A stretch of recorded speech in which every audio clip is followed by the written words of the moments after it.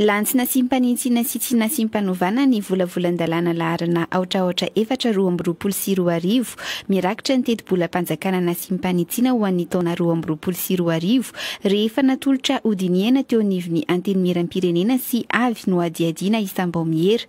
Solombavam-bahoaka miisa 720 no nandany izany ny alin'ny alakamisy Fozoma teny Tsimbazaza.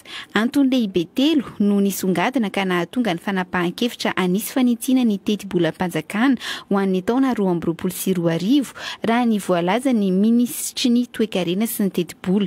Anisan'izany ny fiantraikan'ny ady misy eo amin'ny Ukraine sy Rosia, ny fandalovan'ny rivodoza, ny fandimby sy ny haintany misy any atsimo ary ny fanaovan'ny ny fifanarahana fampindramam-bola azo ny Madagasikara avy amin'ireo mpamatsy vola samihafa.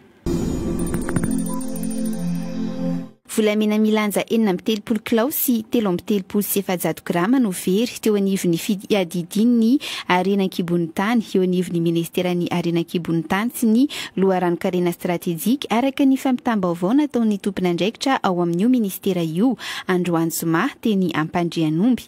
Sikahatra izany fahaverezana izany nandritra ny famindram-pahefana teo amin'ireo tale jeneralin'ny arenan-kibon'ny tany roa ireo hoy Rakotomalala Erindrainy Olivier, ministry ny arenan-kibon'ny tany. Sikahatra nandritra ny fanaovana ny lisitry ny entana natao ny rajona lasa teo fa nisy toe-javatra hafahafa sy nampiayay. Nisy nanolo karazam-by milanja manodidina ny 20 kilao ireo volamena ireo araka ny fanazavan'ny ity ministra ity.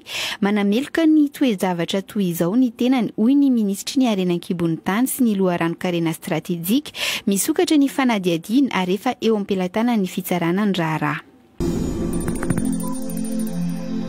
Mbola tsy ampy isa ny mpiasam-panjakana amin'izao fotoana izao hoy ny tale jeneralin'ny asa-panjakana Gérard Bernardin Mahadiny.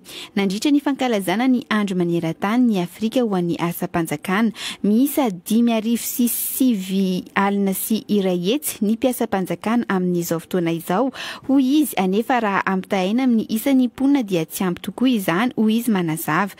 Efa miezaka ny fitondram-panjakana mampiditra mpiasa vaovao amin'ny alalan'ny fiantsoana sy ny fifaninana na samihafa hoy izy.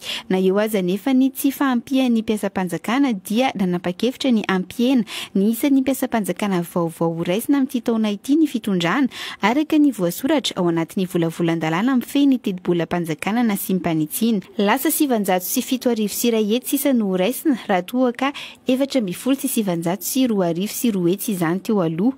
Ny 207 sy iray hetsy amin'ireo mpiasam-panjakana vaovao raisina ireo dia hita ao amin'ny fanabeazam-pirenena, ny fahasalamam-bahoaka, ny filaminam-bahoaka ary ny fitsarana. Ny 700 aminy kosa no hotsinjaraina amin'ireo androm-panjakana sasany.